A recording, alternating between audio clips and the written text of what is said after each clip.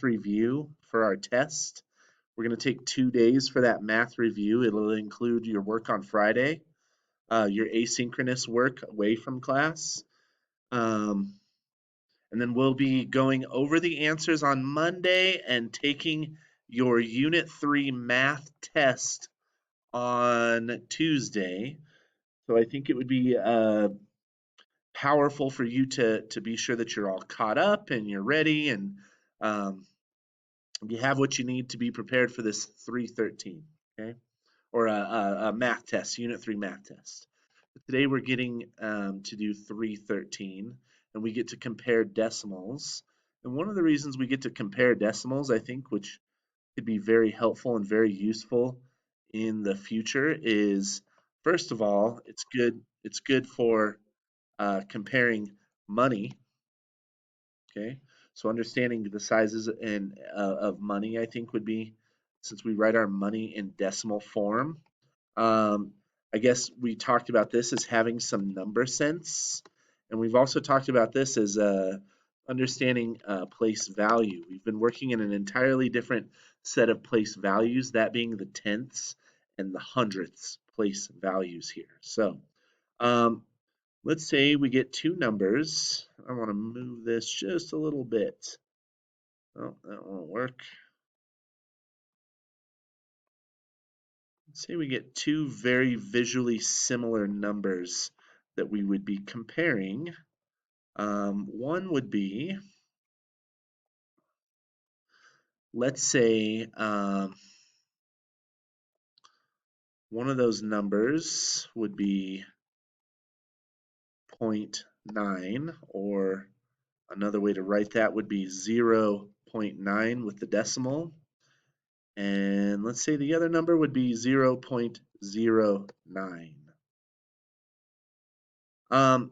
Could someone explain to me what I should be coloring in here to show the decimals 0.9 and 0.09 here? So a wonderful explanation here. When you have 0.9, that means 9/10. If you remember, tenths are the longs, right? So the longs are this entirety with 10 of the little blocks. So with tenths, there's 1, 2, 3, 4, 5, 6, 7, 8, 9, 10 rows. So in this case, with 0.9, it's 9/10. We would color in 9 of the 10 rows for us here. 9 of the 10 rows. Because tenths, and then with 0.9, we would color in, because that is 9 hundredths in the hundredths place, that 0 right after the decimal shows that it's a smaller number here, right? So in this case, if we were to make a comparison statement about which one is greater, I think you could all agree and see here that 0.9 is the greater of the two numbers, okay? So when you're looking at these numbers in comparison, start with looking in the tenths place. Let's say we have a numbers, I'm going to erase all this, we'll start over. Let's say we have,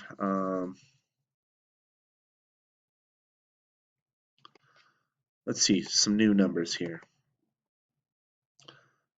0.93, let's say, and 0.39. Okay, can someone explain to me what I should color in and which one is greater in this case?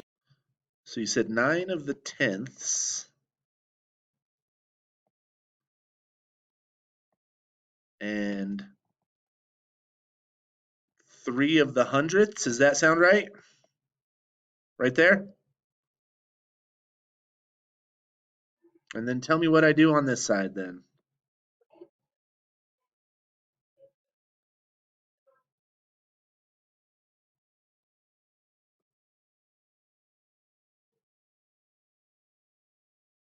So 39 being 3 of the tenths, which I've done here, and then 9 of the hundredths in addition, right? So which one's greater and how do you know?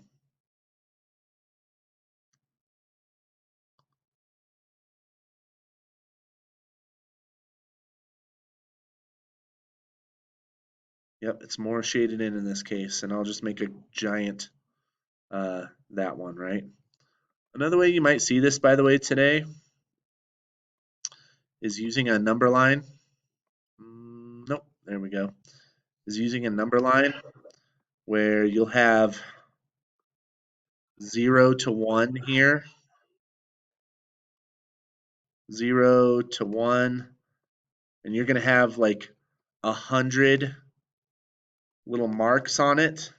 So 1, 2, 3, 4, 5, 1, 2, 3, oh, close, and 4, and you'll get all these little marks on it, and like you'll have the number 0.93, and you'll know that it'll be 9 tenths. Like these are the tenths: 1, 2, 3, 4, 5, 6, 7, 8, 9 tenths, and then you'll see these little marks here, and 300ths, right? So your 0.93 will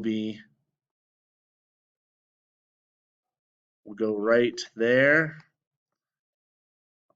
0.93 will go right there, and then you'll get that 0.39, something like that, 0.39. So you'll know that it's 3 tenths, 1, 2, 3, and then 900ths. So 1, 2, 3, 4, 5, 6, 7, 8, 9. Let's see if I can just make these marks a little more quickly here. 3, 4, 5, 6, 7, 8, 9, and you'll mark where 0.39 would end up. So you can make that comparison on the number line as well, knowing that 0.93 is greater than 0.39.